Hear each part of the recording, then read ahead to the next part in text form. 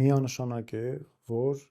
ամեն ինչ պետք է անել միավորված իրական հնարավորություն, որ մենք ունենանք 2026 թվականից հետո, որպեսզի ՔՊ-ն չլինի իշխանության, իսկ Նիկոլ Փաշինյանը չլինի վարչապետ, սա կարևորագույն հարց է։ 2026 թվականի ընտրությունները սովորական ընտրություններ չեն լինելու։ Դրանք